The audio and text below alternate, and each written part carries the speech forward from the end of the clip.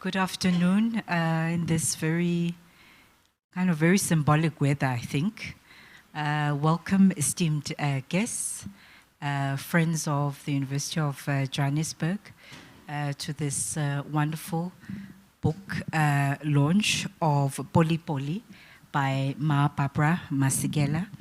And we'd just like to extend a very big warm welcome to the institution. I welcome also those who are joining us online. A big warm welcome to you as well. I want to just start off actually by saying it's quite interesting that the rain queen, I think, is symbolically opening up something, a very sacred space with us today. And as you know, rain as symbolism in African culture is about clearing, it's about newness, it's about a new beginning, it is about moving forward, which I know is something you hold very dearly, Ma Barbara. We are here today at the Kerzner School, the School of Tourism and Hospitality, which is, by the way, ranked amongst one of the best in the world. The event is being hosted by the Johannesburg Institute for Advanced Studies, and many of you know it as JIAS. I'd like to encourage some of you, if you haven't already gone to JIAS, please do go and visit JIAS under the directorship of Dr. Bongani Ngqulunga. It is a beautiful space, just aesthetically very beautiful, but you'll encounter wonderful minds there as well. And one of the things that Dr. Ngqulunga always says is that space is for you. It is for you to make the most of it as well. My name is Nthabiseng Motsemme. I've just joined UJ at the Sociology department, and I'm going to be your discussant today as well as facilitator. I'll be carrying many roles today in carrying you through a journey of, I'm hoping is going to be really emblematic and memorable of this really wonderful book that I have thoroughly enjoyed. Before I start with today's discussion and conversation with our writer, Ma Barbara Masekela, I'd like to first introduce her. I'm sure many of you already know her, but give me the opportunity to do that. Ma Barbara Masekela, affectionately known as Papsi by those close to her, is a South African poet, an educator, a mother, and activist. Many of you will know of her from the day she served as secretary to Dr. Nelson Mandela following his release from prison. Amongst her decades of achievements include serving as ambassador to France and the United States of America, and holding various executive and non-executive directorships at companies such as Standard Bank, the SABC, as well as De Beers. She has also been awarded the National Orders of Mapungubwe in silver. She is an icon. She is our treasure. I know that, my brother, there's many people who are in the audience who've come to see you. And I'm sure before we go ahead, you'd also like to greet them as well, give you the opportunity. Okay, good evening. Thank you for coming. They are so... I know almost everybody in here, so I'm not going to recognize anybody, but I also hate this culture of recognizing because it always leaves out somebody. So I will just say that I'm so happy that so far members of my family have not killed me for writing this book because that happens when you write a book, you know, because you take other people's lives also into your hands, and sometimes you do injustice to them. So my son is here, my niece is here and her husband, and one of my nephews is here. I won't point them out, but I'm sure you'll see they all look like me. So welcome and thank you. Thank you for coming. And yeah, it's a wonderful experience having written this book, which took me so long, and I have been very, very much encouraged by the reception it has received, and the warmth with which it has been received. And the only person I'll introduce here is my publisher, because she's expecting a sequel to my book. So to calm her down a bit, I'll introduce her here, Nkanyezi Shabalala from Jonathan Ball. She's been wonderful, and without her, the book would not have been. Thank you. Thank you. And you know, of course, I'm introducing her because she's a woman. Thank you so much, Ma Barbara. So before this has been a process, us sitting up here on the stage and quite comfortable, separated by couch and a table, but feeling quite comfortable and connected with each other is because she invited me to a place. I'm not quite sure, maybe she'll tell me a bit more later on. I'm curious to know, to see who would be reading her book and facilitating the event. But nevertheless, we had a lovely conversation, and we ended up speaking for more than an hour, not about the book, and starting to plan all kinds of things. So it was just a wonderful. We also had a second meeting as well. So I've really enjoyed the journey of being here and sitting here with you to share this really wonderful book. Another reason I was quite excited about the book, and you have to excuse me if I do get a little bit academic. I'm hoping I don't, and I'm going to pinch myself, not between the thighs. I want to pinch myself just to as well, but it will be out of love and excitement and respect of this book. Is that it speaks very closely and very intimately to my own PhD, which was called Mothers and Daughters, Lived and Embodied Experiences of suffering and healing amongst mothers and daughters in a South African township. And I spoke to gogos and mothers, and so much of it resonates. So it was quite an emotional journey for me as well, just reading the book and seeing myself and seeing those that have made me who I am and sustained us all to be where we are. So in terms of this morning, welcome everyone. In terms of just the suffering, so what we're going to do, just to take you, how the afternoon and evening is going to plan out. I thought we'd go straight into the conversation, but she then said I can do a little bit of a take on the book. So I have done that. So I'll give you a bit of a take on my book, which I hope will entice you and those of you who haven't bought the book, but also for those that who have, we're going to all interpret this so differently, and I'll give you my bit of interpretation and take on the book, which I've called Sculpturing Poli. So I'm then going to I've asked two people to also read the book as well, and I'm going to ask them to just give us their reflections as well. I've asked Dr. Pranola Govenden, who's a postdoc based at JIAS, to just give us her reflections, as well as Lesego Plank, who's a doctoral student at the Sociology department where I am based. So for them to just say a few things, and that's just to warm the floor. And then we then open up for questions as well. Before that, I will ask one or two, just be in conversation with you for one or two questions as well. Let me get the ball rolling with Sculpturing Poli.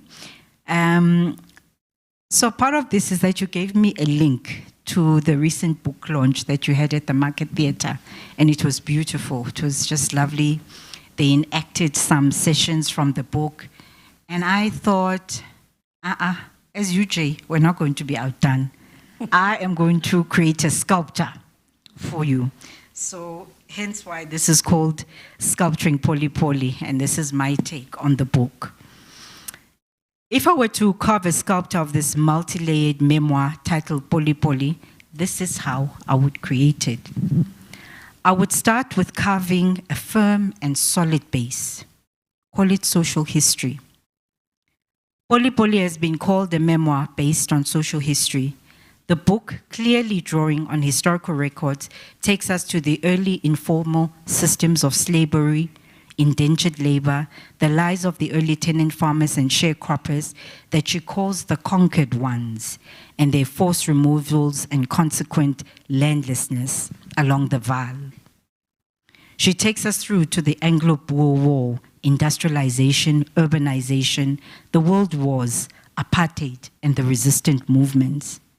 Barbara's characters are deliberately anchored and placed within a greater historical narrative, illustrating a key element of the book, that history counts. Historical reflection and tracing historical continuities and ruptures matter to get us to have a clearer understanding of who and why we found ourselves where we are. More importantly, the base of social history gives purposeful meaning and depth to all the characters, especially Oma and Zwai's lives. Papsi, the unseen, unheard, but watchful, quiet, keeper of secrets, witness to everything.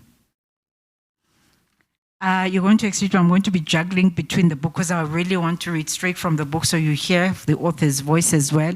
So I apparently have to hold the mic quite close. Bear with me, please. On social history, in page 4041, you write,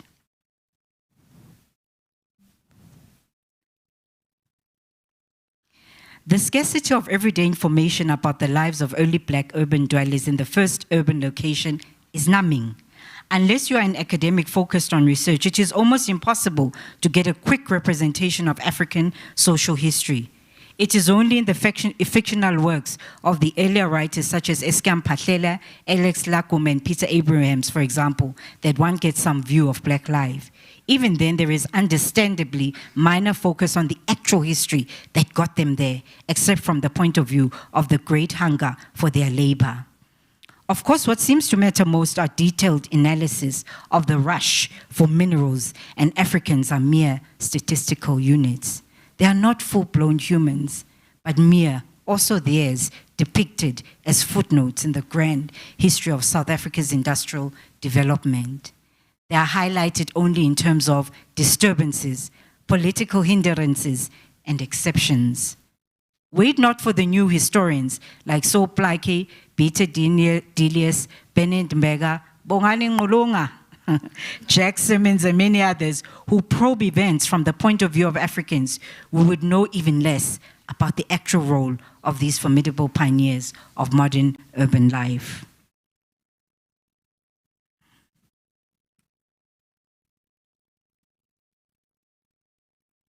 You go back even further.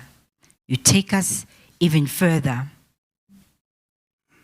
to our deep, deep memories, our historical memories, pre-colonial histories.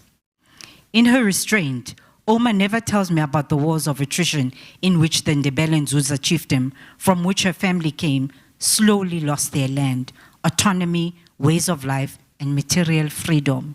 She says nothing about the Voortrekkers who first paid tribute to the early king, Maboko, to be granted the right to use communal land for grazing and cultivating, and who, with the active mediation of the early missionaries, soon turned their requests into demands. She does not say that her great-grandfather may have been one of the warriors under the great chief Nyabela, who succeeded Moboko's two sons, who refused at first to surrender to the petty king Mampuru, the assassin of the invincible Sekhukhune. She speaks only of the greatness of Chief Maboko, who died in 1865, he who built a formidable kingdom with a complex of underground tunnels between the fortified caves that were the stronghold of the Ndundusa warriors, Nzunza warriors. By the time she was born, the Ndebele kingdom was no more. Her people had been vanquished, their land taken away by brutal force.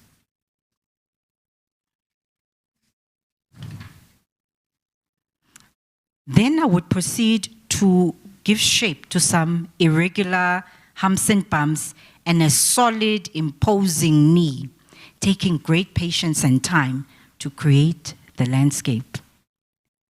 Poli is mostly set in the old mining, coal mining town, mining native location of Witbank, which was known to its inhabitants as Kwaku, the place of kneeling. You're right. The only place I knew was number 66, Witbank location. We called it Kwaku, the place of kneeling. I lived there with my grandmother, Oma Johanna Mabela Awa. I called her Oma then.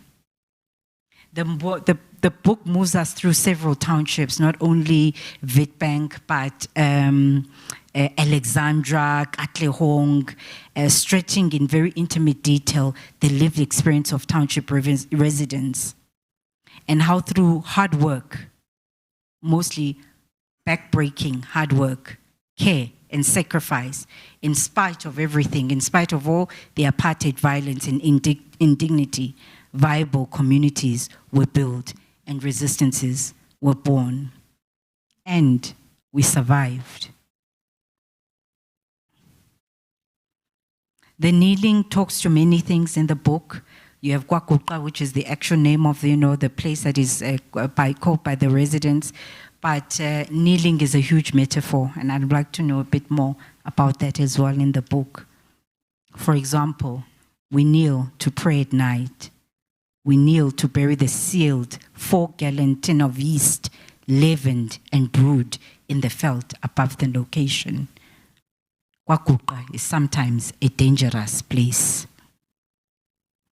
The output would start taking shape and ready to introduce some height, dimensions, and maybe more complex shapes.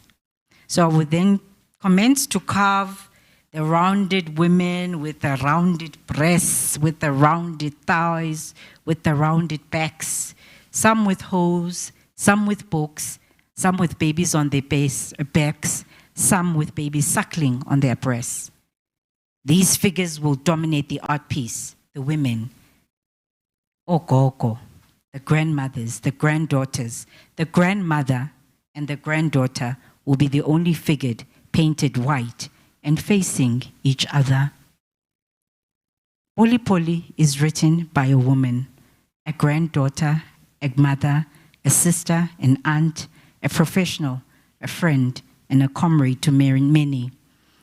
But of course, as you will learn, the looming figure that Mandla Langa in the recent book launch held at the Market Theatre called the organizing principle of the book is Oma. Fiercely independent, a businesswoman, financially independent through her brewing and selling of traditional beer, builds her own house. I can hear her. I can hear her grumbling in the pages. I cannot live under another man's roof. I am my own boss. I have always been my own boss, and I raised and educated my children. It is in these hands that I have raised these children. And you recall very affectionately of Oma. Nothing could erase Oma's reputation as an independent home brewer who had built her house and educated her daughter from the proceeds of alcohol beer she sold to mine workers. Worse still, she had traveled widely and knew dangerous places like Kimberley and Lydenburg, and she had the physical strength to defend herself in a fight with any man who dared to challenge her on her premises.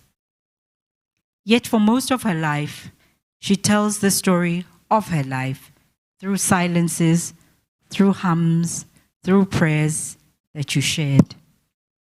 To me, Oma is the woman I also write about, those who are accounted for, relegated to caricatures and stereotypes, rendered invisible in the great telling of our big histories and how we come to be here, relatively sane.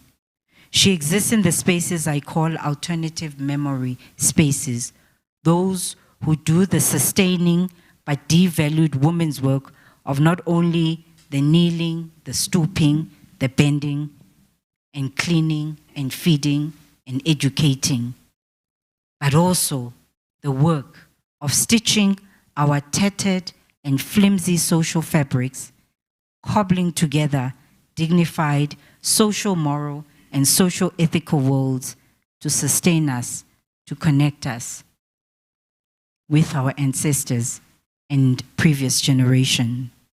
In short, to ensure that we survive.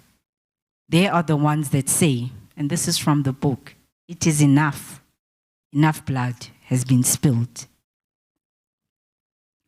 Then after taking a great deal of my time shaping these women, coming out of these women will be 4 great phallic symbols representing the men. Some with knives, some disfigured from centuries of violence, and some with flowers. The 4 would represent the following who feature throughout the book. Walter Bauer, Papa Masekela, Minky, and Uncles Carlo and Kenneth. In page 910, you're right, and this moved me. This was very moving. You're right. My memories of childhood are of women in black, picking up on scraps of their conversation. It seems that men disappear or die, and women mourn and carry on. In my Kwakuqa family, there are no grandfathers, only those sepia portraits of dead old men in severe Victorian suits, caught by cameras in a moment of rampant posture, with their unsmiling brides with distant looks. Their expressions symbolize the lot of women. They all look straight ahead. Oma's husband, Walter Bauer, died in 1938, the year my mother, Pauline Elizabeth Bauer, married my father, Thomas Selima Masekela. A white South African of Scottish origin, Walter Bauer stands elegant, stiff, thin-lipped, with a mustache in the wedding picture that hangs in Oma's voorkamer front room next to their framed marriage certificate.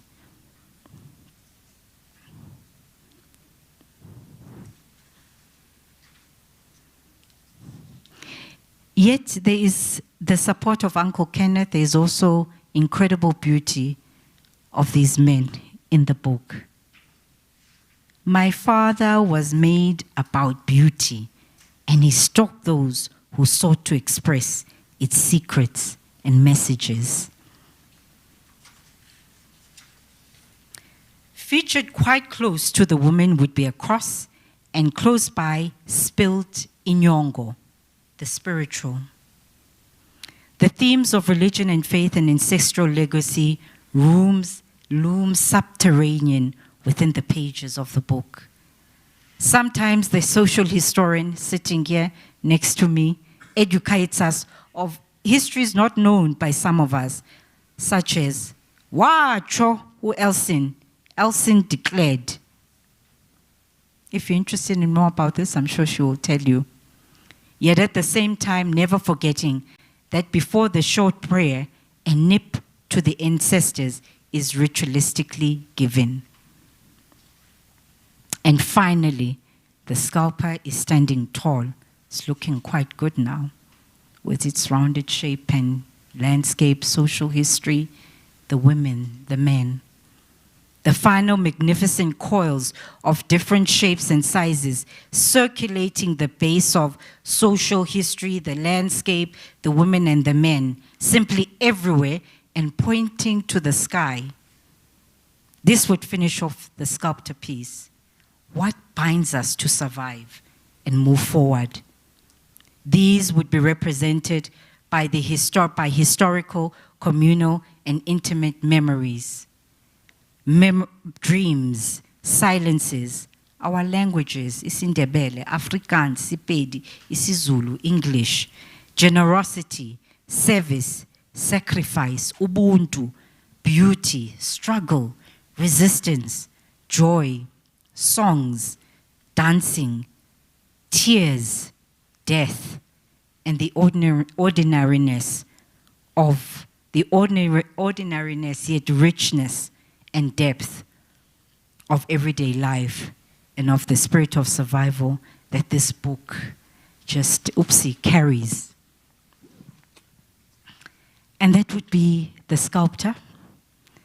And as I say to you, I would hand it to you. And I would hope that you hang it in next to the beautiful West African painting in your home with those beautiful curvaceous women.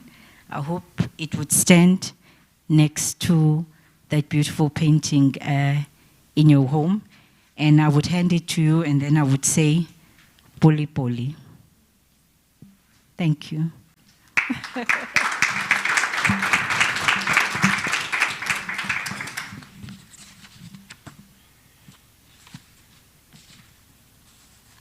I'm going to jump straight to the questions. You good? You can start. Do you like your sculptor? I didn't ask you. Do you like your sculptor? Your sculptor that I was making, we were making for you. It actually made me weep. Yeah, because the book is really about memory. It's about those things that you often don't think about, you know, that happen to you though. But also I think the book is about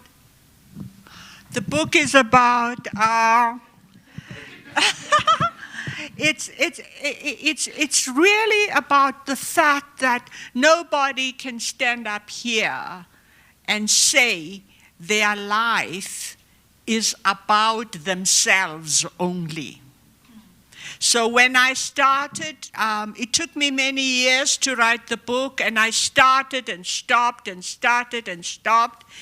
And it was because it was actually quite boring to write about myself on a daily basis. To say I did this when I was like this on such and such a date.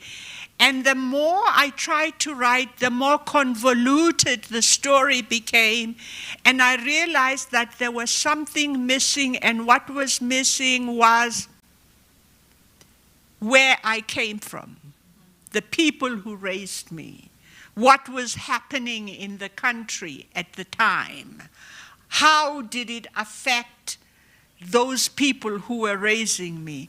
But more than anything, it was because, like many South African children, I was not raised by my parents, but I was raised by my grandmother, by Oma.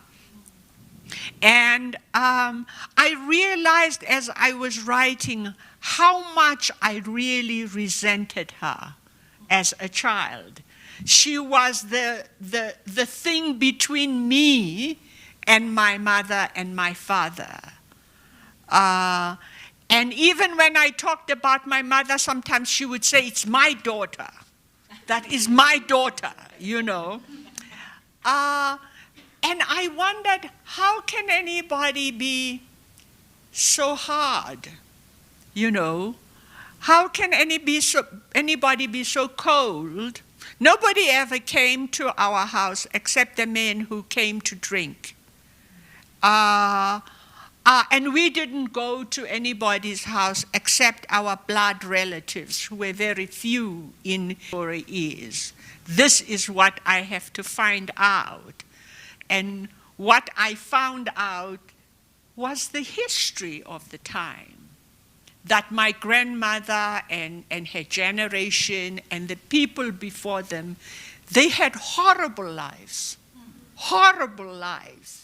Because, you know, we focus a lot on apartheid, but we don't think of South Africa.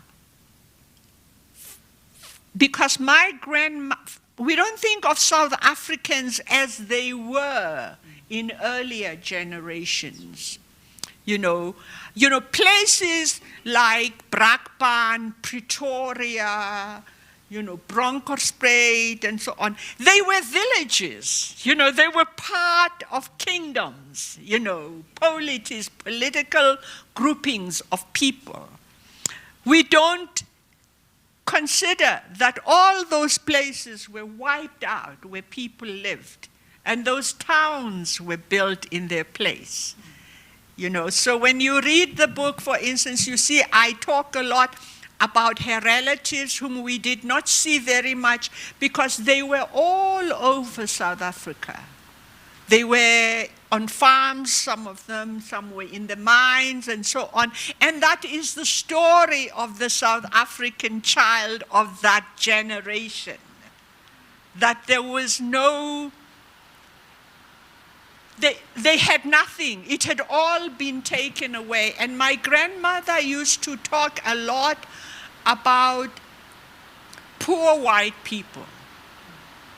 That when they were children working in the kitchens on the farms, that these white people would come in their wagons, you know, and that they would be instructed to give food to these people who were dirty, who were hungry, who were poor, who had nothing. And as a child, it was like, I couldn't imagine a white person being hungry, or being poor, or being dirty, or being given food by a black person in a farm kitchen, you know.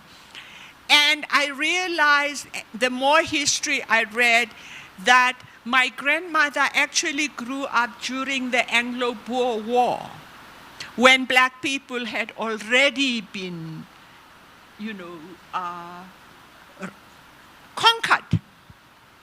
But they were not conquered living in a township or anything. They were conquered and they were working on the land that used to be, maybe belonged to their grandfather, or, you know, and so forth and so on. You know, I mean, they were really conquered people who had to serve people on the land and the farms and the thing that once belonged to them. They were nothing. And I realized that my Oma Johanna had grown up in that environment where people did not know whether they would be told to leave the farm and go somewhere else, where as a sharecropper you would work the land, and when the harvest came, sometimes that harvest would be taken away from you, and you would be told to leave, you know. So it made me locate her in a certain kind of psychological ground that made it possible for me to understand why she was the way she was, you know. And you know, one of the things that struck me reading the book was this phrase you use. The phrases that you use, and which is a very important exercise, I think, right now for us, particularly young people, as we are trying to situate ourselves vis-a-vis the past, vis-a-vis the future. You use the words a conquered people. So in a lot of the ways we write, we say the oppressed, the marginalized, and that book really shook me, that word, understanding what it means to be a conquered people. You also use words you know, words like slavery, indentured labor, which are never used in relation to Africans, particularly in early histories. And this also leads me to the question that I have, that, you know, this issue of social history is so important to you. And I just wanted us to tell us why you place such a strong emphasis on grounding your personal narrative, on grounding your characters, Oma and everyone, in social history. You've already elaborated, and maybe just to perhaps give us a bit more around that. And the use of those words, slavery, indentured labor. Well, I think that you know, we have a culture. We come from a culture of apartheid. Yes. So we have township jazz, we have theater, we have mime dances, but all of those things are our culture. They didn't have that. So they were actually in the process of being creators of a new culture. It may have been considered as inferior. It may have been considered as, you know, innate. But the fact is that they were the creators. So social history is actually, in my view,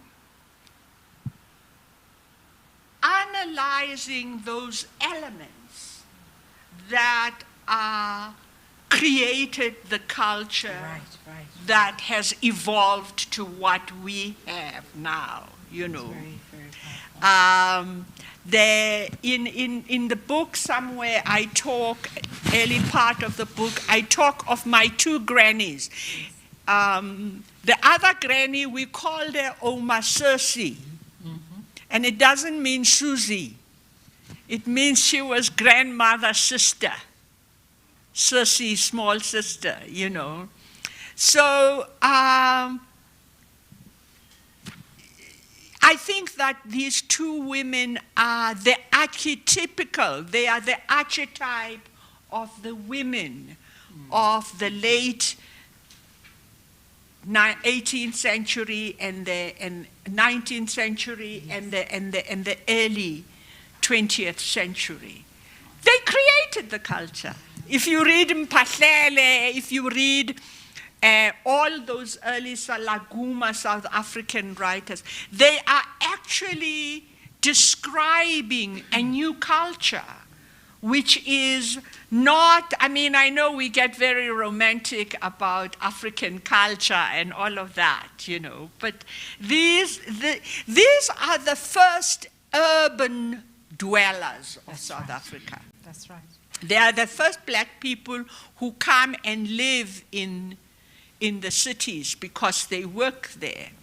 But if you go to the library or to the internet, you will never get the story of how black people went to live in Witbank.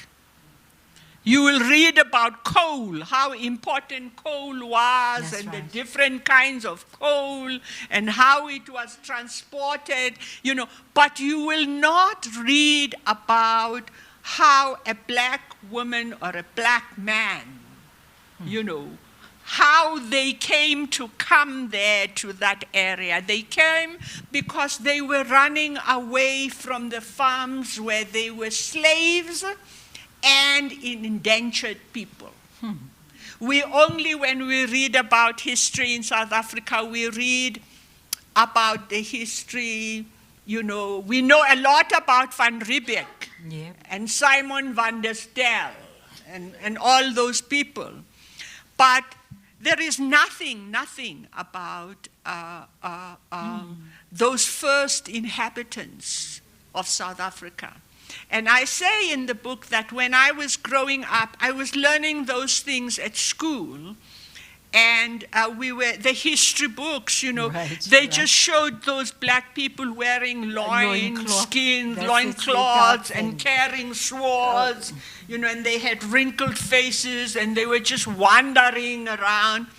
And as a child going to school, you did not identify with those people as your people in any way. You aspired, you know, to being a European. Because in the first place, you were defined in a negative manner as a non-European or a non-white, you know. The other thing that I talk about, which South Africans, we don't talk enough about, is about so-called colored people in South Africa. Because my mother was one of those so-called colors, and we were raised, you know, in a home where we had a half-white mother. And I cannot begin to describe the prejudice that is part of the DNA of all of us. Whether we're white, whether we're black, we are raised with that DNA of ethnicity and racism, etc.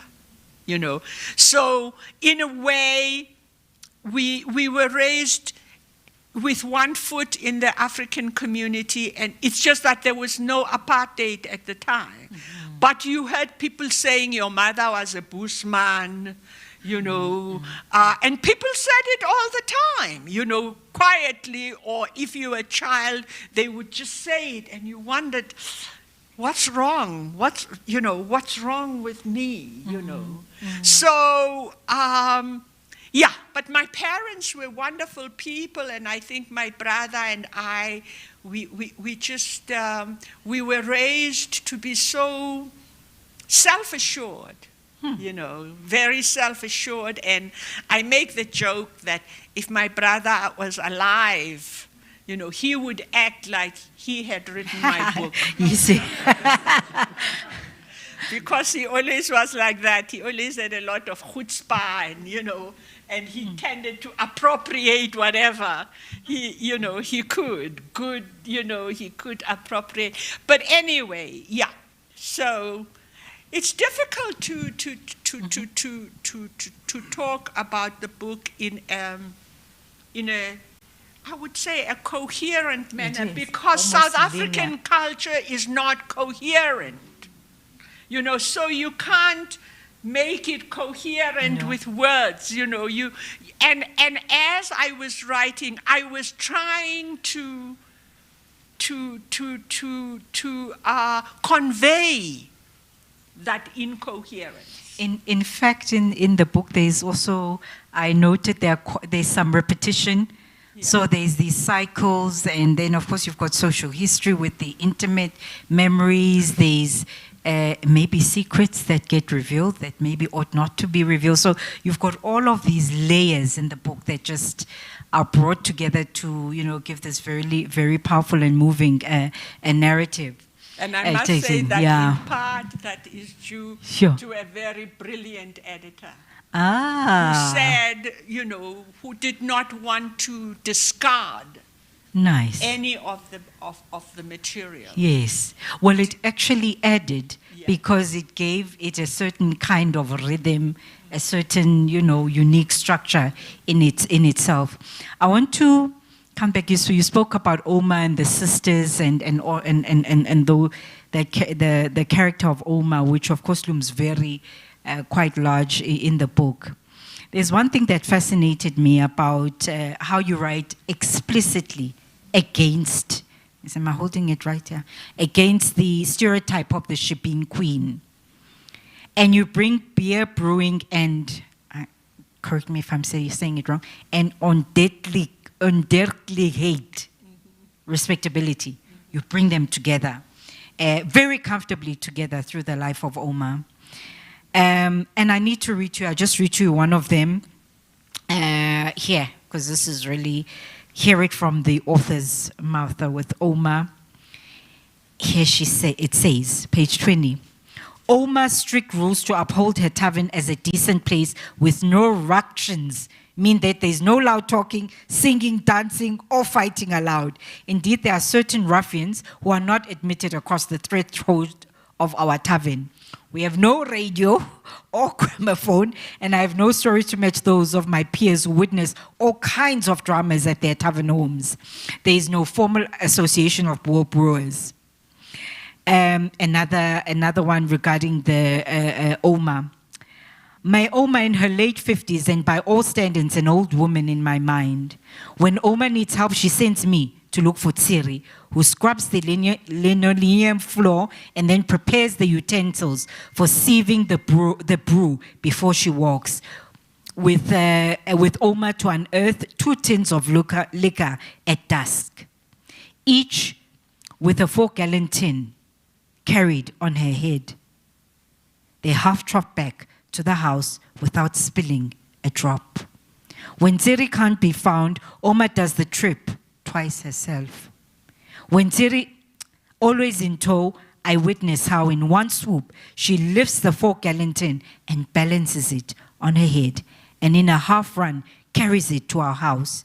She kneels in the corner of the kitchen and unties the rope around the layers of Hessian sect laden with damp soil that clothe the tin.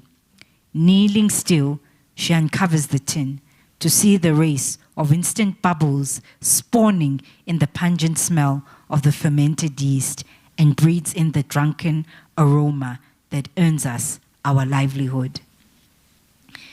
Tell us a bit more about how Oma, in the way that Oma was, and I think only Oma could, fuse these two seemingly contradictory positions, and why it's so important for you to expose and dismantle the stereotype of the Shebeen Queen in our popular culture. Yeah, I think that if you have watched films like Jim Comes to Joburg, for instance, I doubt, because I think you're all too young to have seen that, but the early movies that were made of popular life, song, etc., in the mining towns, on the reef, and so on, is that the woman who sells liquor, the black woman who came to town, is usually mostly defined as a prostitute. She's a disruptor of the whole tidy scene of labor, because what was wanted in the city was the labor of the black men, not the women. They were not supposed to have a family life or anything, you know. They were just supposed to come and work, and when they'd finished, mostly when they were already ill, they had to go back to the rural areas in South Africa and in the countries surrounding South Africa. But what is not talked about is the fact that these women who came to the cities, usually they came to the cities because they were already having to support their families, their grandmothers, their aunts, and so on, you know. So they came to the city, and their children, they came to the city, and because people had to pay tax, and the tax had to be in money, you know, it could not be in kind, so you had to earn money. But of course, the money was earned by the men, and they did not realize that the women, you know.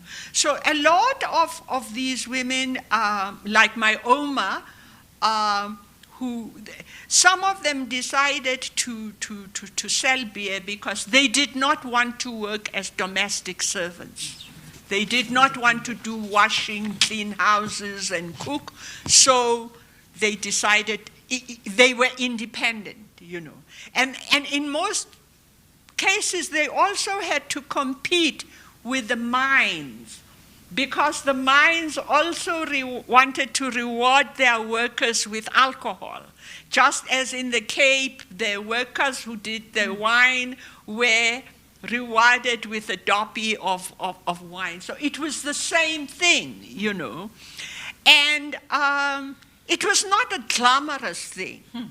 You know, it was not a glamorous thing. There was no jiving taking place, you know, and all of that. That's what I imagine. And most of the time, of course, there were police raids, and these old women did not want the police being attracted by noise and so on. So often the men chose where they drank, you know. Of course, some of them went to the wild happening places, spots, you know. But others just needed to go to a place where they could be quiet, where they could have a drink, you know, and then go back, you know, to the mines. Yeah, so that, especially for young people who are in academia. it's very, very important to do research on those women who came to the cities in the early 1900s, up to maybe the 50s, even beyond that, you know, because they are insulted. Their dignity, they've been stripped of their dignity. And they went all over. They went to Kimberley when the mines opened there. They went all over South Africa in search of a living. In search of a living. In search of a living. And they had to suffer not only from the prejudice of the white rulers, but they had to suffer also from the prejudice of black men. Because I say in my book, if there's one thing South Africans have in common, it's patriarchy and paternalism. When it comes to that, we're all the same, you know. And it was true. So these women often also had to suffer, you know, from the prejudice of the men in the same way almost as today. For instance, we talk about LGBTQ, you know, they were, because they were regarded as abnormal. You know, what are they doing on their own in the cities without a man to protect them? And so, for instance, we grew up in Witbank. We had a house because my grandmother went to Kimberley. When they opened a new mine in Kimberley, she went to Kimberley, and when she came back, she had enough money to build herself a house. And many women in some of those small townships, you know, all around South Africa, you know, came to their wealth in that way. You know, I'm very curious about the relationship that my grandmother had with her husband, you know. You see that in the book, who was a no good bounder, you know. He just was, you know, he was no good, you know. But, you know, for her, the fact that she had a wedding ring meant everything, you know. So it didn't matter what he did to her. You know, but the fact was that she always boasted about, we had her wedding marriage certificate framed and it was hanging on the wall, you know. And I want to speak a bit more about this, about the men, because in the book, when men enter women's life, it's marked by violence, by pain, abandonment, neglect, absence. But your invocation of your father, who's an artist and a health inspector, is quite different. You write, my father relished novelty in nature and art. All his life he sought to convey his own excitement about the rewards of a searching mind and the absolute necessity of observing and recognizing rarity. He lived in his own world, where he derived joy that could not be tarnished by the expectation of others. You also say this about him. I am hard to describe my father's aesthetic, whether it was a giraffe or a human he sculpted. He was always reaching out to something higher, something he would never find in the world in which he had chosen to live.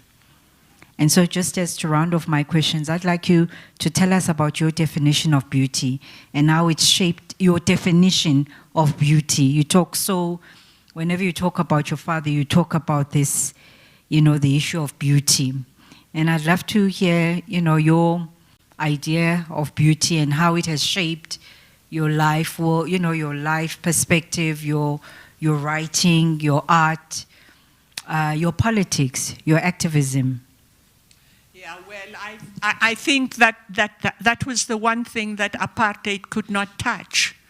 You know, they just could, because beauty is there, you know, wherever you are, no matter how rich you are or how poor you are. But if you are, you know, acculturated towards beauty. My father grew up in Dikale in Limpopo. And I had never been to Limpopo, but I went to Limpopo the first time when I came back from exile, after 27 years of exile. And I was just totally floored by the rocks and the stone. You know, when you travel from, when you travel, And my father became a sculptor. And I think that he was inspired by those. We always had a rock garden in my home. We had 7 homes because my father was what they called a rolling stone. You know, he just went from town to town to town, you know. We grew up in all those towns. And as children, my father would always drive us, you know, to the previous mines where he had worked in City Deep, in Etwa, all over there. You know, he would take us there to look at the remains of the gardens, usually the rock gardens that he had left when we moved. But he just loved things that were beautiful. And sometimes my mother, I think that's why they married, because she understood that. And my father, as a child, he would drive me. He had an old car when we lived in Alexandra Township, and he would drive up to, what is that place called in the book? I remember it too, but I don't have it marked with all my markings. But I thought it was. It's in Parktown, at the top of the hill. Huh? What is it? When you were just what? Monroe Drive. Next to the Monroe Hotel. Monroe, yes. Yeah, he's got one of the 14 South African accents. So I didn't quite understand what it. Yeah, so my dad used to drive me to Monroe Drive, to the top of Monroe Drive, and I describe in the book how there was no Sandton at the time.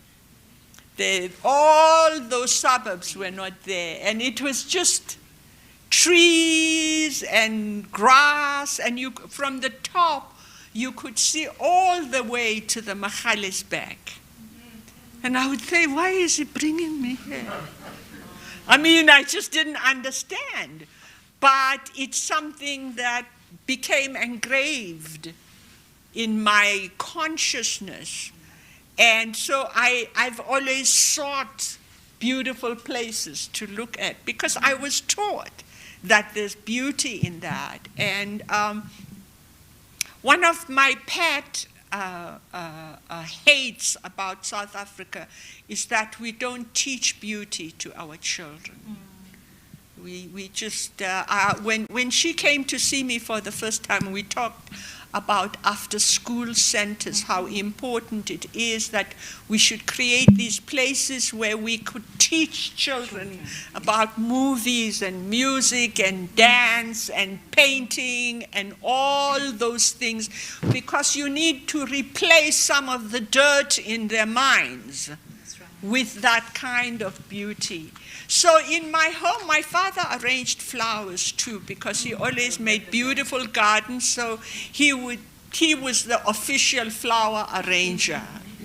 And, you know, he bought the vases in the house, you know.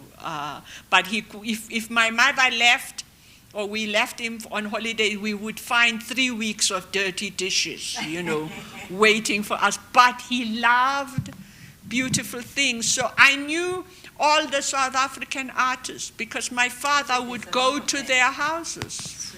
He didn't care. He would just go there to their house and knock and, you know, go in. And after a while, you know, they just came to accept it, that this native man will come. Or my father, if he saw a beautiful house, he would just go and knock and say, we want to see the, you know, because he loved architecture. And when we were growing up, those were the books that were, in our... Yeah.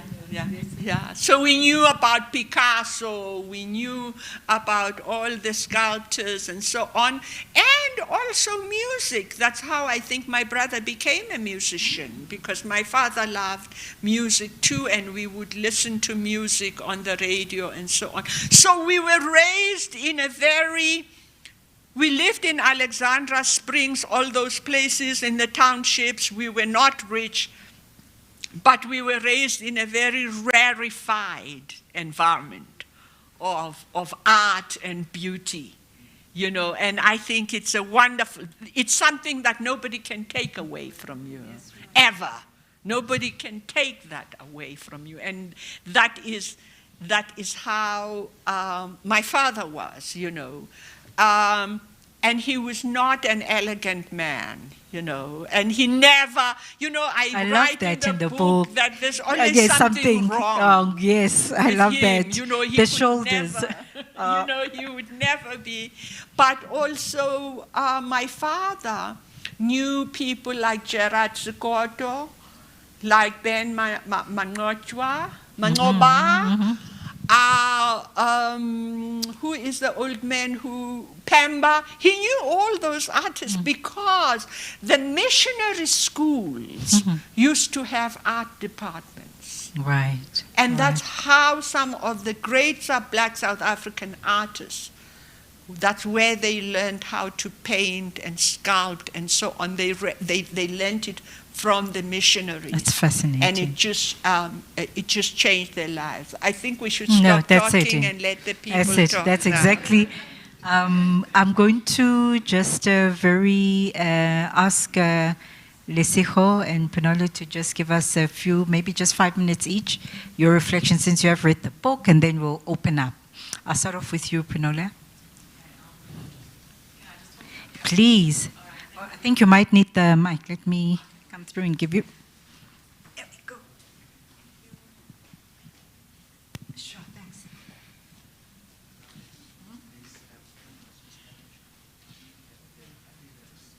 Oh, okay. Can I speak?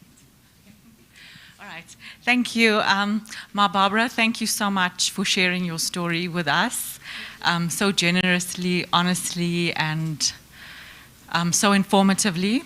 It was quite an emotional book, and I think if I have to reflect on it, for me, yes, as you said, it's a historical book, but I think the novelty lies in it gives us, it visits the past in a novel way, because as we were talking about in the beginning, a lot of people have written about apartheid and how we need to transform post-apartheid South Africa, and they talk about all the ills and injustices of apartheid, but very few people have written about colonialism. And we all know we come from a country where we've suffered 300 years of white domination, but we always forget about colonialism. And I think the book is so layered, but it's so relevant. So it visits the past, but it's so relevant today. I was reading, the book starts off in 1940s Witbank, and then it moves to Alexandra Township in 1950s. But I actually thought, this is present-day South Africa, because it contextualizes so well so many of the issues that we're grappling with at the moment. For example, the land issue, and labor and racial capitalism. Now, in my own research on media transformation, these are some of the issues I read about, concepts, and we all know, racial capitalism is defined as the super exploitation of black labor, and we conceptualize it.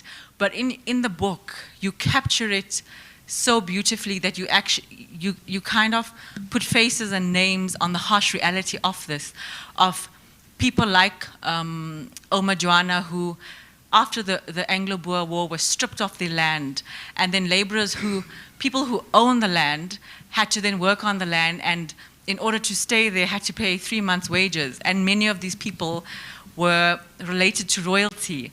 Another issue that's so relevant now is a black woman's hair. You spoke about when you were at the colored school, you didn't have a sense of belonging because of your kinky hair. And we're still grappling with that now, because last year we had that incident on the racist clicks adverts, where a white woman's hair was depicted as fine and flat, and a black woman's hair was dry, damaged, and not normal. So it contextualizes it so beautifully. Something that we are grappling with now on the African continent is decolonizing language. And you spoke about, there's a part in your book where you spoke about how your Oma Johanna was Lutheran, and she separated her religion with her ethnicity. And then when you went to high school, your Zulu friends, they would speak the Zulu religious songs, and you didn't. And now we're still grappling with that. We're talking of, like Ngugi wa Thiong'o, who is one of the founding fathers of the decolonial discourse. We're talking now about this concept of access versus accents, and how we took their accents for our access to resources. So you contextualize it so well. Also, the violence of South African society today. We're such a violent nation. And we've got one of the highest rates of gender-based violence. And Phumla Nqola, in her book on Rape, a South African Nightmare, talks about that. And she links it back to apartheid, but you go further and you also look at colonialism and just the very gender-based violence that your own mother suffered. And the death of Uncle Bauer and your uncle just before visiting you in London. It's things that we're still grappling with. Also, unemployment, when you were talking about the conditions back then, it's still relevant in South African society, our socio-economic crisis. And Fanon talks about this, about the damned of the earth and the dying reality of a colonized. So, am I running out of time? Okay, I haven't even got to the thing that I want to talk about, so can I move to that, please? Can I just make one point? Because for me, okay, so I'm summarizing how relevant it is, but the main point I actually want to talk about is patriarchy. So for me, and I know that this book is branded as about womanhood and women's rights, but I think it makes such a significant contribution to African feminism, and I use that term so deliberately because I think now feminists are kind of comfortable, and we found a sense of belonging in using that term. It's transformed from, in 2012, the fourth wave of feminism that then identified we need to include women of color and trans women. Then in 2015, we looked towards we need to decolonize feminism, and feminism is very white, it doesn't represent Africans. And now we've come to receive African feminism, and I think your book, just the way in which you represent Oma Johanna, and even the fact that you've chosen to start the book off in the first 5 pages as really going against what patriarchy and what society has chosen to represent women, especially women in the struggle. Traditionally, women in the struggle are represented as you're either erased or you don't have a voice, and even before you start to theorize them further in the book as being heroes, you represent them as so powerful, not as victims, as breadwinners, as businesswomen. So I think I've run out of time, but I could talk about feminism the whole time.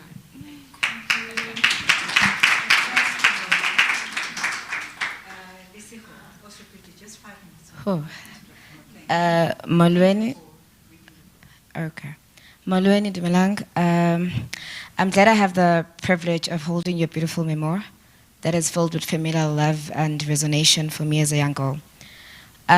We often talk about the generational gap in families, but to my surprise, when reading Poli, I found myself resonating with most of your experiences as a 28-year-old who was raised by her paternal grandmother with the assistance of other mothers in my life. I always tried to make my grandmother happy. I tried to please her by performing chores to make her happy, even though I'm not a fan of cleaning and cooking, and I'm a bit lazy like you at times. And my gogo will always complain, but she's happier when I do such, and so as Oma Johanna would. And through reading the memoir, I'm interested in how you think about the generational attachment or link between different generations in Black families. Because my problem is that we often emphasize on the generational gap, and while we disregard the generational connections or links that we have, which can help us even decolonize and reteach our black families, especially young black families. My late father also taught me arts, music as well, and he taught me self-assurance and independence, and I found that in your book. And I loved how this book was very storytelling, you know.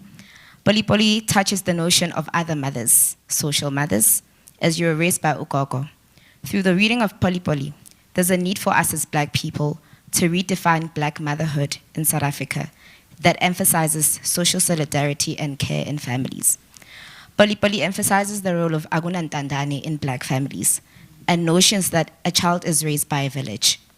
As at times you would be cared by Oma's younger sister, Oma Susi, or Opa Jacobus and his wife, Oma Blanca. My mother also, according to society, is regarded as a bad mother or woman because she chose herself and became an absent mother. When mothers are opposing and not doing what is expected of an idealized good woman or good mother, they are often labeled as problematic mothers and bad mothers.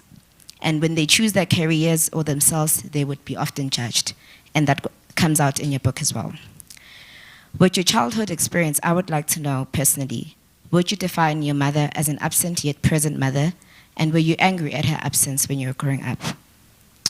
I love the character of Auntie Tiny, who reminds me of my grandmother's sister, Ukognaza. Auntie Tini. Tini, sorry, thank you. Auntie Tini, who reminds me of my grandmother's sister, Ukognaza, who was often judged because of her behavior as she defied the norms, as she loved jiving, but she was hardworking as well. But she was also loved, as you also discover her as a woman who is full of life. And that's the juxtaposition women like her always show us, that there is more to life. Another sentiment I have, not just for Uma Kulpapa, but also for us, is how do we make sure that our stories are heard, are told, that they are documented, and not just add-ons, and that they are regarded as groundbreaking and theoretical, because your book is theory. How do we make sure that we reclaim our power that was taken away from us? I also love the use of Uncle Kenny, because I also have an uncle who was Uncle Linda, who was very supportive towards my life and also believed in my dreams and enforced that I could be anything like he did to you. I also love how you touch on the female breadwinner role by exploring Oma as a businesswoman and an independent woman. This shows how black women, our grandmothers, have been independent and have taken care of their families historically. But then because of the capitalistic and patriarchal society, it keeps on enforcing that black female independence is a new phenomena, and it has always been there. Thank you.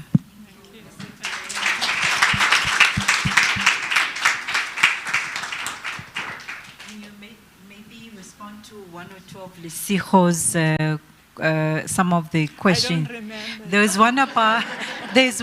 one about the absent mom. What was it? It was just touching on my mom as an absent mother, but she was judged by society. But then she chose herself, you know, and her being a career woman of some sort. And I was asking, do you feel like your mother was absent in your life, even though she was present? And were you angry about it? I talk about this in relation to the fact that, you know, we romanticize black life. You know, it's okay, I grew up with my granny and it was so nice, you know, and grannies are supposed to spoil you know, and all of that. But in reality, what I feel very strongly about is that children ought to grow up with their mothers and fathers, you know, and no matter what, you know, an adopted child is an adopted child, or a foster child is a foster child. And there is something about mothers and their sons and daughters which every child should experience. You know, and and I think it's actually a symptom of the manner in which our society was broken up to make it normal that children don't grow up with their parents. You know, so we want to justify it, you know, as though, this is what we do in Ubuntu. It's no. children miss their fathers and their mothers. And so it's not putting down my granny, but it's just saying that I felt that lack. And I think it's something that lives with you forever. It never goes away. It's just there. I remember one time I was very troubled and I was seeing a therapist. And we used to talk about everything. And one day the therapist said to me, "You felt like your mother and father didn't love you. And that they abandoned you." And I have never cried in my life the way, it was, I think I must have been over 40. Wow. But suddenly all the pain, you know, binds us. of not having been with my parents. And yeah, it came, you know, and it's a pain. And you know, we talk a lot in South Africa about why is our society so violent? Why? But you know, all those things, we don't come face to face with those things. We romanticize them, we justify them, we rationalize them, you know, we make them, you know, as though they should. They're not perfect, they're not good things. They're not good things, and we should recognize them for what they are and see how we have created a whole, you know, how we've created generations of injured people, you know, who are acting out now, you know. Sure. Yeah, so. Thank you. Thank you for that response, Ma Barbara. And I'm going to open it up to the floor. Questions from the floor, or one at the back. I don't know, what should we do with the mic? There's two. Can I, Lesego, can I ask you to assist me, Ma? Thanks, my dear. Yeah. Just to roll with the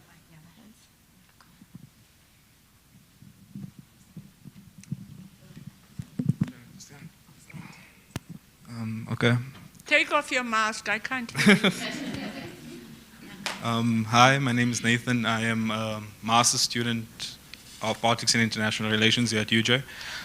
But I'd say that I am in complete awe, and also just I've been sitting here and just being reminiscent of my own life and how I would spend time with my grandmother as a so-called colored youth who has a range of different histories, with a grandmother who is half Khoisan and half Jewish. I would spend times asking my grandmother, "No, tell me more about this. Tell me when you were seamstress taking care of your 9 children while my grandfather was out being the Casanova of his time." He would come back home and my grandmother would say, "Het jy geëet waar jy het gekom? Wherever you came from, did you eat there where you came from?" And if my grandfather responded no, she would just go to the kitchen and she would make a plate of food for him. And I'm completely moved by this idea of social history and how important it is for us to take in memories, and our memories have an effect on the way we perceive history and our own experiences.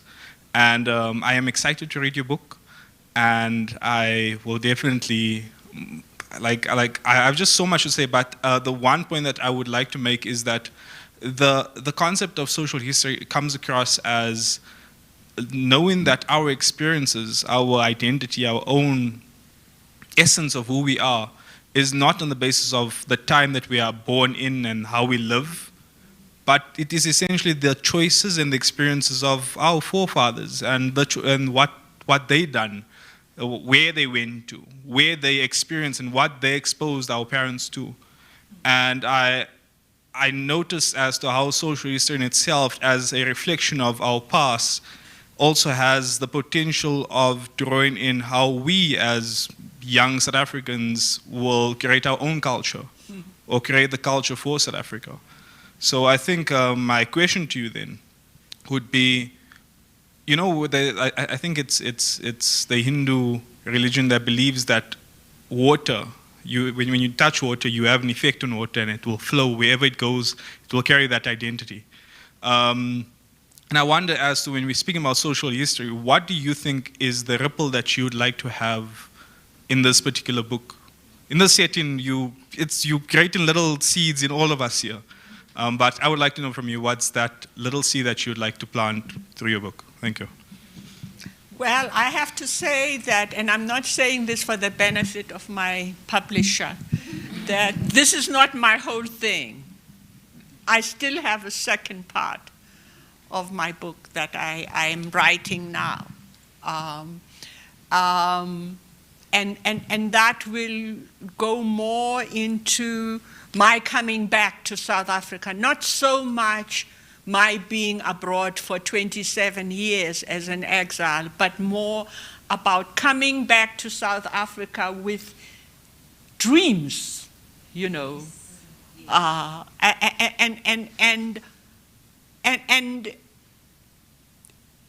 what I expected and what I found and what we are all experiencing now, which is a very sad story, you know.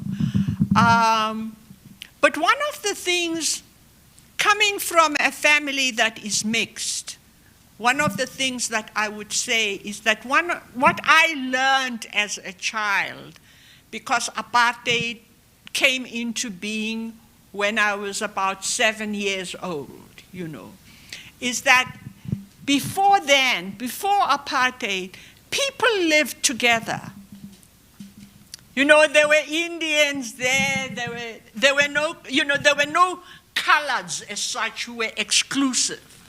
They were related to the Africans, and the Africans were related to them, you know, but people of color all lived together. You know, and I say in my book, you know, if you were light-skinned and had long hair or whatever, and you lived in an African community, you did everything that that community did, you know, and you were just part. I mean, my uncles, I write about my mother's stepbrothers.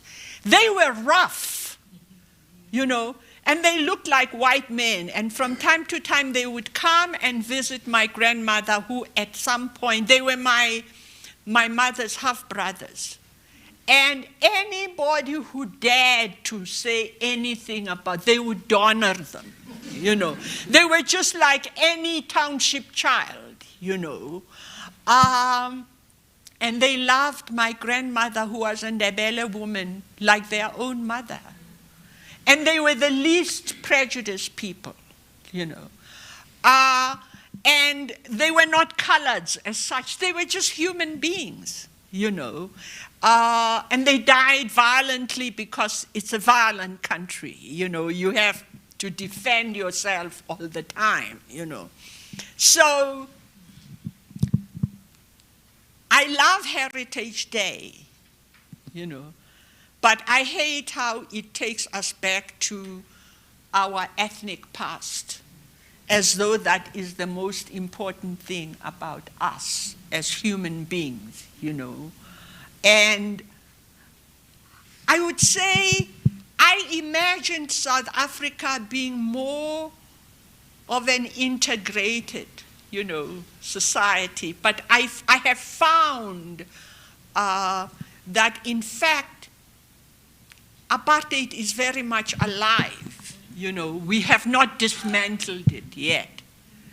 And so when I go to visit my relatives in Annandale, well, I'm in the township, in the, you know, the colored, you know, and I go to, you know, to Limpopo, I'm in the Pedi, you know, culture. I visit with my friends in the Eastern Cape, and we are in the Osaka, you know, and so forth and so on. And I think we have not succeeded in coming together as a people. And yeah, I wish that some of my nephews and nieces will not call other people coloureds or Busmans, and I hope those will not be calling their cousins Kaffers. They still do today, you know. I hope that things like hair, you know, texture and skin color. I mean, there's nothing I hate in South Africa today like the term yellow bone. I just find it completely, because it's saying somebody is not like other people, you know. And to me, you know, I would really, I see, but we can't do that unless we change our curriculum, unless we change our social welfare policies. And social welfare policies, I don't mean the grant, you know. I mean, you know, providing our people with cultural facilities so that they can grow into the fullness of their humanity. Because they don't today. They don't. Many children have never been to the movies. Many children have never ridden a bicycle. They don't know how to swim. They've never seen a movie, you know, except television, the same violence every day, you know. Yeah, so I'm saying this in part because I'm a cultural activist. And I think that's the greatest disappointment to me in South Africa, that on Saturdays we don't send our children to the theater or to the dance school or something, you know, that in the summer they don't go to summer camp where they are with other kids, that they can't become athletes because they, you know, we have not created a situation where we can find out the talent that exists within our children. So they grow up to be rapists, thieves, what, you know, anything but what they were intended to be. Yeah, so basically I believe in non-racialism, but I believe in culture. I believe in the beauty and the worth of every culture that there is. But I don't think that we have really exploited the diversity in a proper manner.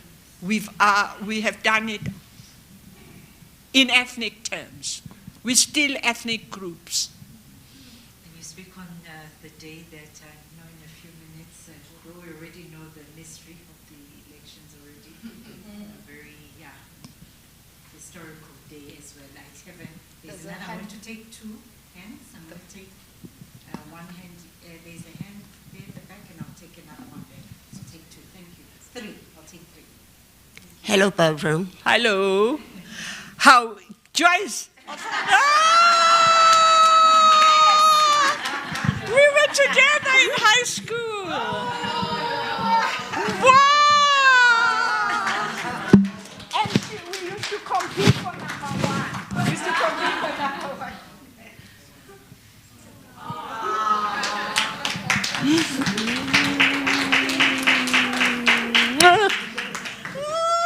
That's so much you came.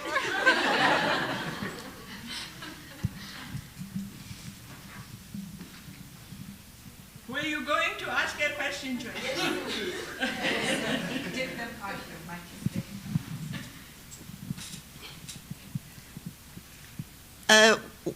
One of the things that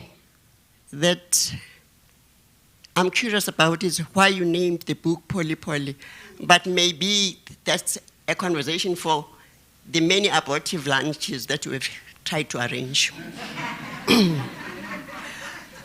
I would like to hook up to something you asked that Barbara had raised about non-formal education.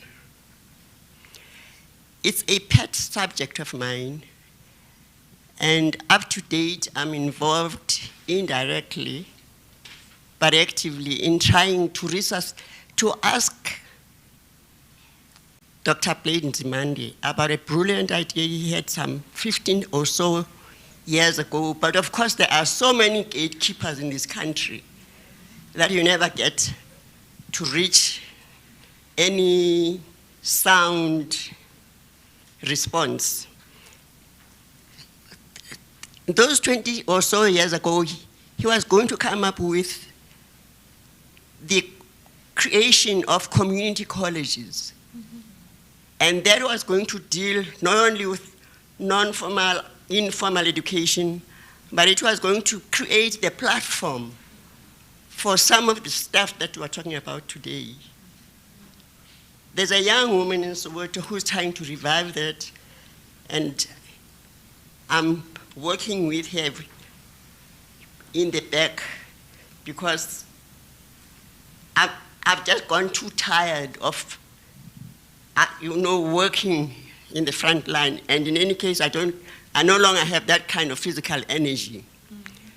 Anyway, there is a little seed, Barbara, that has been thrown into the soil, and hopefully it is not the hard biblical soil of the stones, but some fertile soil.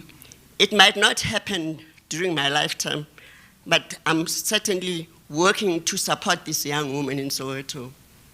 Yeah.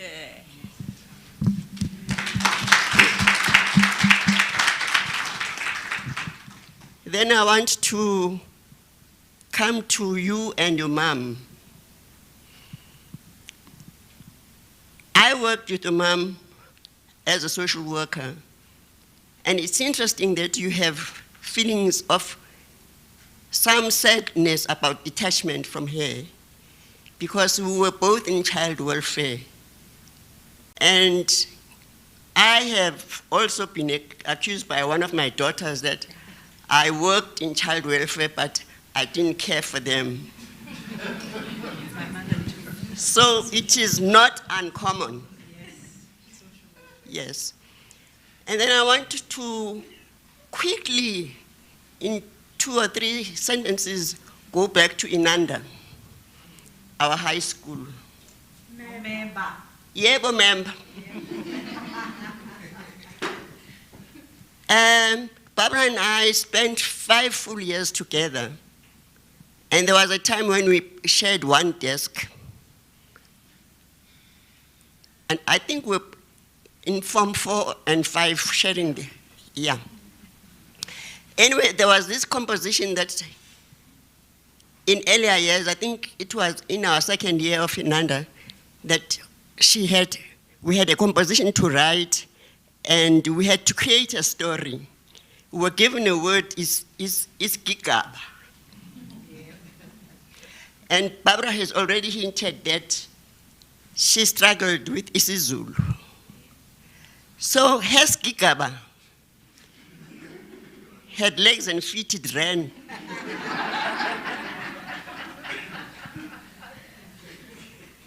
And Gigaba is a mystery or something like that. Anyway, that is part of being creative. Unfortunately, at that stage, our teachers didn't quite understand that element of creativity in her composition. Then finally, Barbara, I just forget the song. But when memory comes of those days and I think of you, there's a song that you used to sing and play on the piano. And it was one of those English very... Wherever you walk. That's it.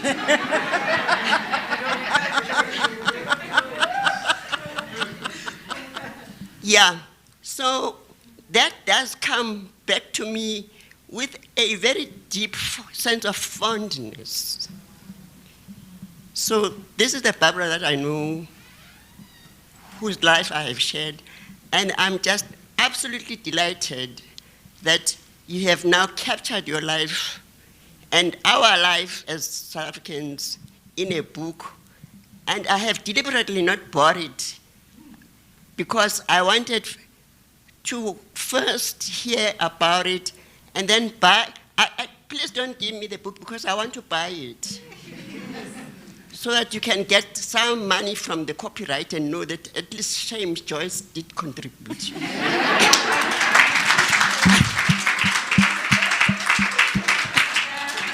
the way, it's available for exclusive books this year, please do this. Yeah. Clean the copies today and buy them. So thank you. But as I say, I'm awaiting my answer for Poli title. Thank you so much, Joyce. I can't believe it. She was so serious at school, you know. She never got marked or did punishment. She was just like this. And she has stayed like that. I was so pleased when I came back and I heard about. She's a great freedom fighter. She's a great freedom fighter. And it's so lovely that you could come. Yeah. Poli is actually a beetle, a small beetle. They call it a ladybird. If you buy the book, you can read about it on page 105. And when we were kids, we used to catch them and talk to them because we would send messages to our parents through the Poli and say, oh, Poli, go and tell my mother she must come and get me next weekend. Oh, Poli. So this Poli was the messenger. And of course, we would then blow on her and she would fly away, and we believed she was actually taking the message, you know, But I then, when I wanted to call my book Poli, I called some friends to say they should find me an Ndebele person to tell me more about Poli. And it turns out that young headsmen, head boys, they used to catch the beetles. And when they had lost the sheep or whatever, one of the stock, they would ask the beetle to show them where the sheep, and it would. You know, it would point them in the direction of where the lost animal was. So that's how originally they used it. But if you think about it and you think of children's culture, you can see the connection there, because we were also wanting Poli to join us to our parents. Yeah.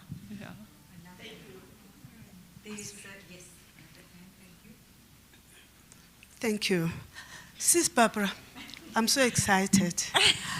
I can't wait to have the book in my hands. Halala, Nthabiseng, halala. I'm also glad that I am responsible for bringing Joyce here. So you have to thank me for the wonderful reunion. I didn't know you two were so close. I thought I was close to Joyce. Now I know better. But on a serious note, mine is a comment. You mentioned, the reference to your grandmother, those stories. My grandmother was born around 1860-something, and she died in 1962.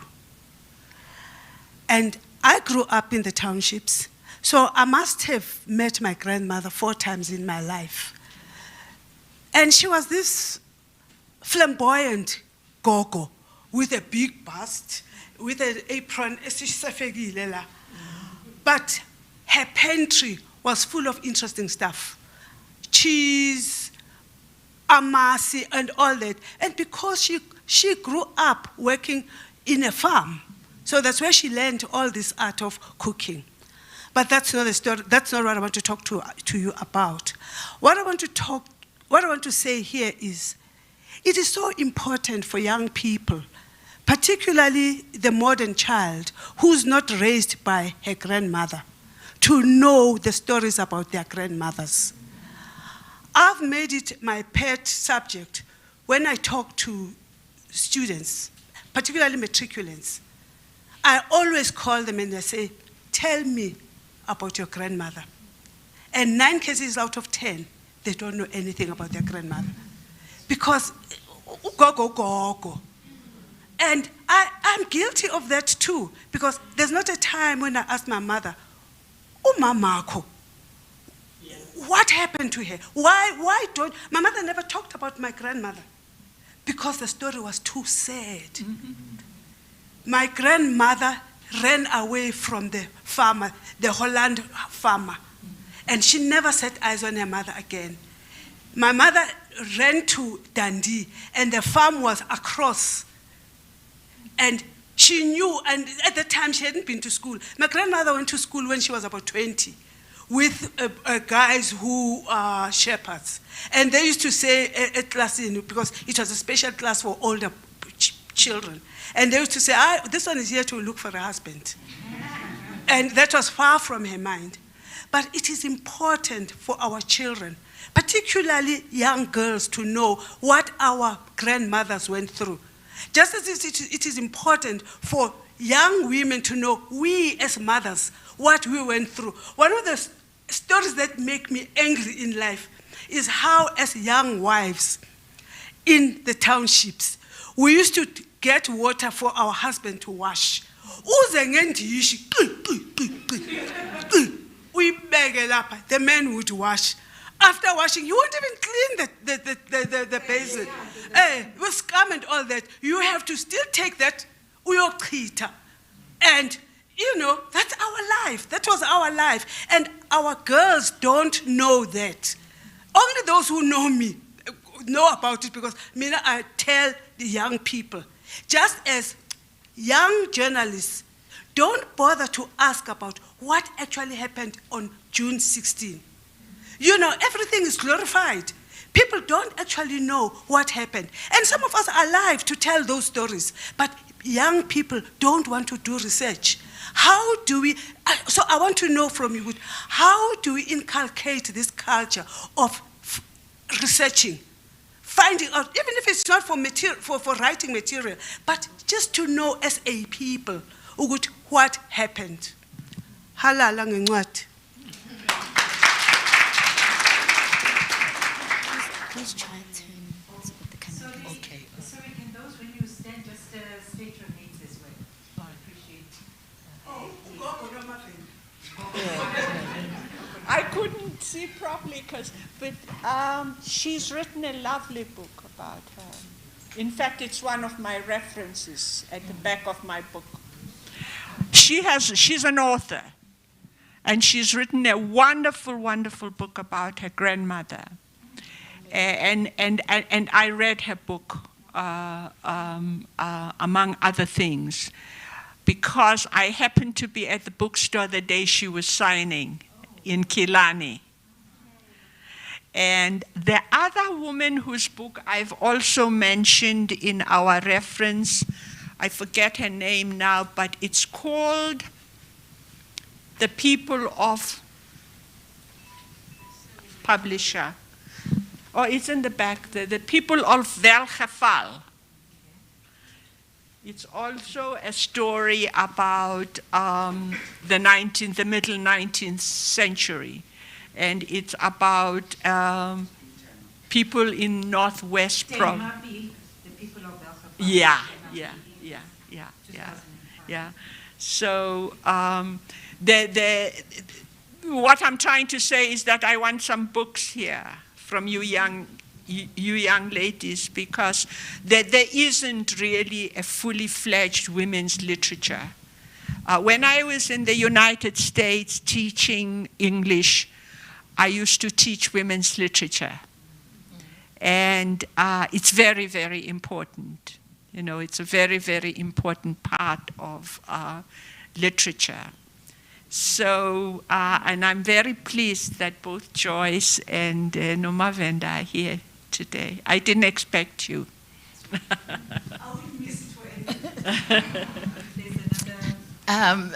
Good evening. Last night I watched an interview that you did. I can't remember the journalist, I just remember what you said. And you said that apartheid was so endemic in all of society that none of us could escape untainted. None of us, right? And I don't think that diversity as such is a bad thing. I don't think when we do cultural days, when I come dressed as Xhosa and somebody comes dressed as Ndebele and somebody as Tsonga, that's necessarily a bad thing. I think what apartheid did was take the diversity and put it into hierarchies and say this person is more important than this person, this culture is more important than this culture. So with you looking back in the past, how has that changed? Have you seen an improvement, especially with somebody who grew up in a dual culture family? I'm sure when you were young, like colored people, because of their proximity to whiteness, were treated better in society than your black side, your Ndebele side of the family. Has that changed at all? And if not, what do you think we can do as society to make sure that there can be diversity without all these hierarchical structures that were introduced by apartheid? Thank you. Please, your name? I'm Michelle Gekana. I'm a GS fellow and a writer.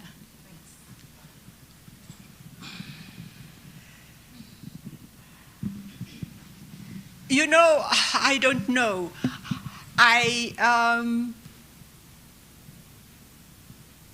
When I left South Africa, my grandmother was living in Annandale.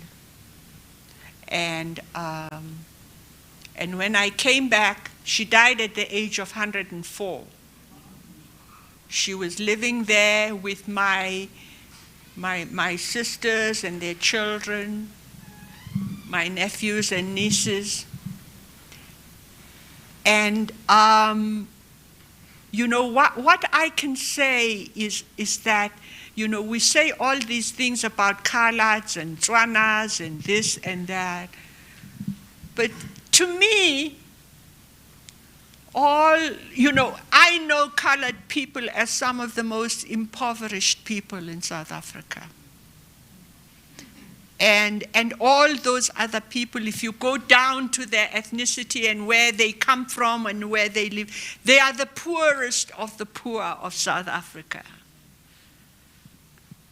And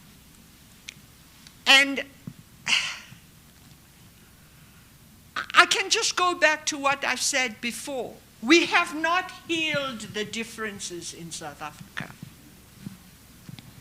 You know, we have celebrations and, you know, once a year or twice a year, but we have not dealt with the core of South African, you know. We have too many poor people in South Africa for such a rich country, you know.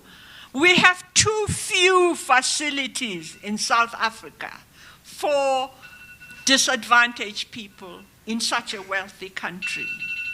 And what is most disturbing to me is that what you see today is that it's something we don't talk about, but we are actually reintroducing a class system where there's an elite, you know, in every group, and that elite, you know, they have money, so that elite lives with one another, you know.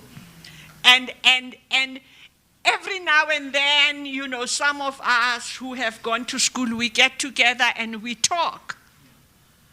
But we talk among each other, and we have not found a way of taking what we know back to those people so that they can rise up, you know.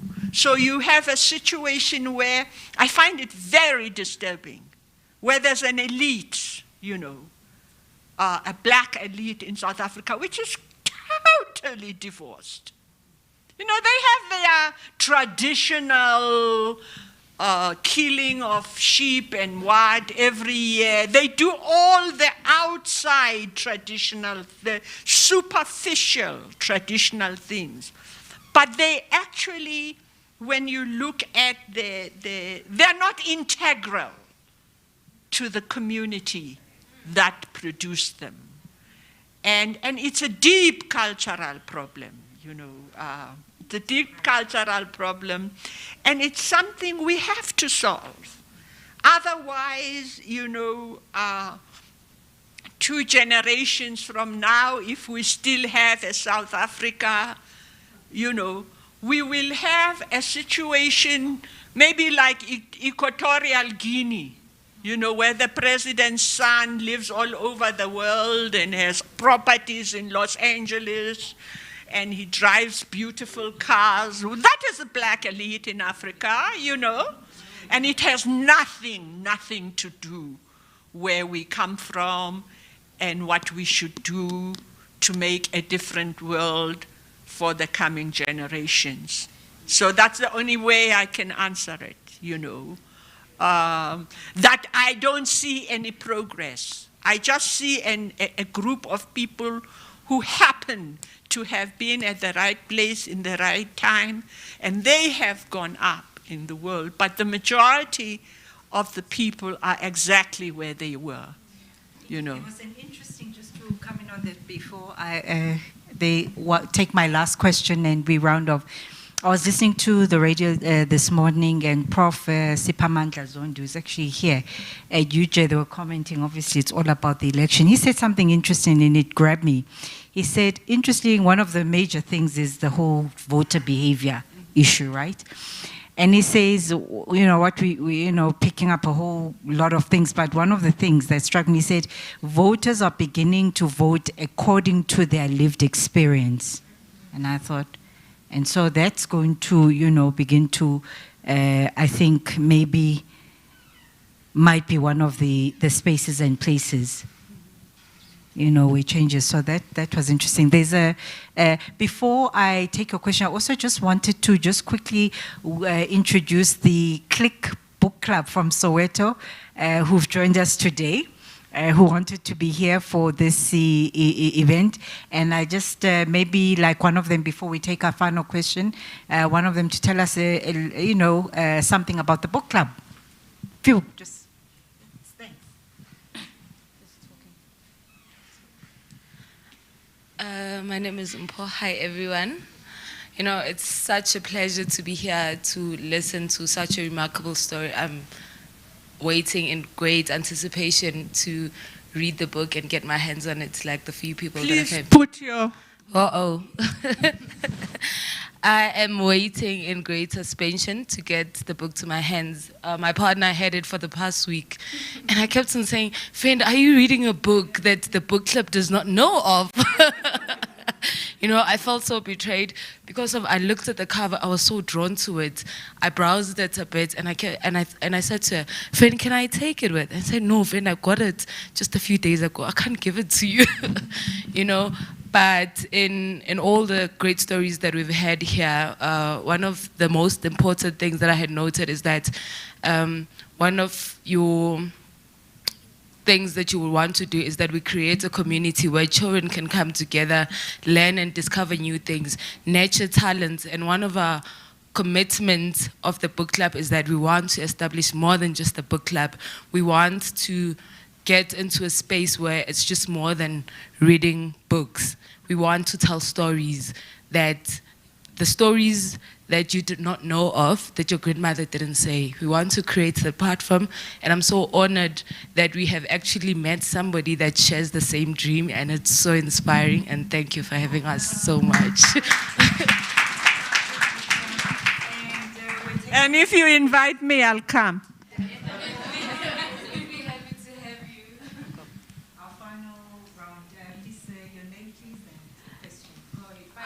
Oh, what a phenomenal, phenomenal story. I can't wait to lay my hands on it.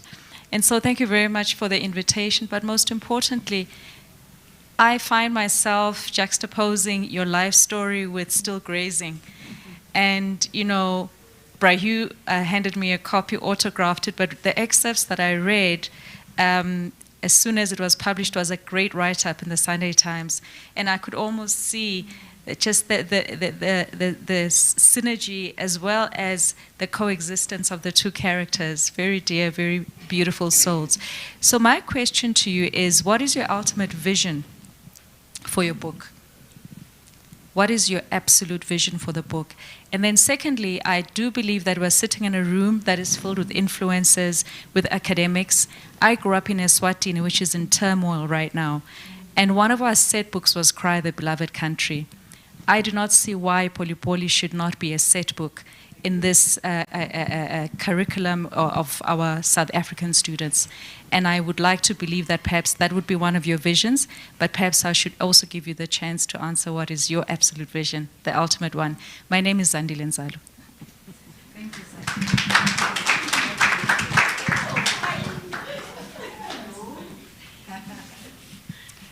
Well, I can only say that, as I said in the beginning, my book is not finished yet. This is the first part of my book. When I first went to one publisher, I won't say who, and said I wanted a 2-book contract, because I've lived a long time and I can't put everything into one book. They were not impressed in that, with that. So fortunately, Jonathan Ball was able to buy that story, that I have another book in me. But what I'm trying to say is that you know Maya Angelou. How many books did she write? They were all memoirs. And I think they were, people do not believe in the complexity of Black life. We have very complex, much layered, stories. And they can't be just told in one book with 250 pages. That's right. So I see this as the first chapter. And I see other books. I will write, other books. And I would actually like to write some fiction now, because in fiction I can lie more easily and I can make things more complex, and people can't accuse me of anything, So I don't know. I think that this is just the beginning, and I hope that enterprising people like yourself will buy the rights of the book and make a movie or a series or something, and you can talk to her about that. But that is because I think that, and I don't mean to be critical or anything. If you look at the telenovelas that we see on television, it's all the same story of violence, It's almost as though we don't have all these aspects, to our lives, So it's a long, long story, and you can't tell all of it, but I hope I can tell the second part, and I think it will be more, it will be more complete with that. So please go and buy Poli by the author, Barbara Masekela. It's available outside. Exclusive is there. And I'd like to call on Dr. Sipostole to come and give us our vote of thanks for a wonderful, I hope you've enjoyed it. I hope you've learned something, about ourselves, our history, and all of that. I'd like to invite Doc. Wow. Don't you just feel so honored to have been part of this great conversation?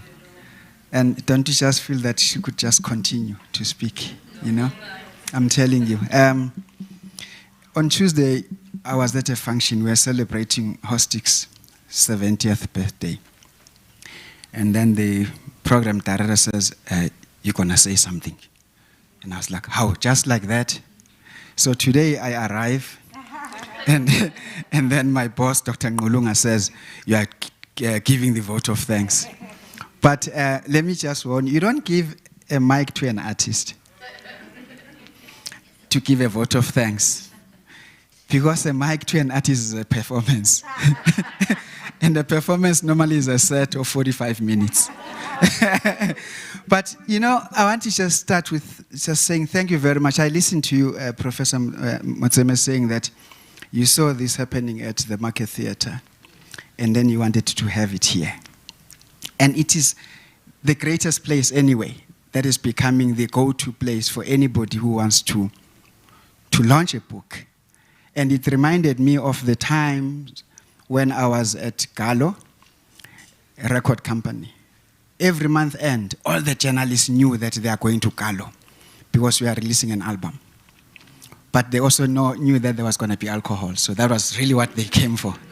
Now here we are having people who know that Jayas is becoming a place for people who want to flex with books. And this is the right place for us to have been here, and thank you for that. And when I saw, I'm going to call you Sis Barbara because my mother was born in 1930, and she passed away at the age of 84. And I was just doing a calculation. I realized that actually you are 21 years older than me because I'm 60. So you are my sister. I can say Sis Barbara. At some stage, when I was in the music business, I went to Denmark to record an incredible artist from Soweto, Tlale Magene, a percussionist. He was doing an album called Ascension of the Enlightened. Something happened that day that I could never forget. We were told that the pianist who was coming to play has just arrived downstairs. And funny enough, or coincidentally, the studio was called Grandma Studios. It was in an attic of the grandmother's house. And we were just told that this person is now coming. And everyone had to be quiet. And I was like, what's wrong? Why must we be quiet? And then he arrived. And I could see, without him having said anything, the aura and the presence that he commanded. And we just stood up and we said, okay, there's the piano and that's the grand piano. And then he just sat down. He said, what are we playing? So I have always seen you, Sis Barbs, as this person with such an aura and with a gaze that has got that quietness that says something in silence. But I didn't know today that kanti uyakhuluma. and sometimes you're even scared to come and greet her because you're like, what is she going to say? That's why I'm saying we are so honored to have been in the same room with you and for us to really, really learn what you have had to share with us. I am personally inspired and also assured because I've just finished a manuscript. I'm writing a book on the history of KwaMaye, which again also goes back to the 19th century, to the early 20th century, when the reluctant migrant workers, and I call them reluctant because they came so that they can earn money to go and pay that tax back at home, decided to create an economy of their own, which they are trading with it today. So when I was listening to your story and how we are encouraging all of us to really go back into our history and read and write about these things, and we take that serious, and there are young scholars here as well. So thank you very much. And talking about that illicit brewing of Uoma, by Uoma, KwaMaye, all the mining compounds, they were brewing what was called kafir beer. It was illicit. Until the colonialists then realized that there was money in this beer, and then they created the beer halls and actually now made it commercial and traded and took it away from the people who had started that business. So these are all the things that we need to be writing about. And I can't wait to read. I've already glanced through the book, and I'm also just reminded by Loretta Ngobo, and They Didn't Die. You remember that book? I was like, wow, this is exactly what we are doing here. So again, thank you so much, Professor Nthabiseng Motsemme, for this. To Vanessa Kennedy, who is now Mrs. Miller, she just got married a month or so ago.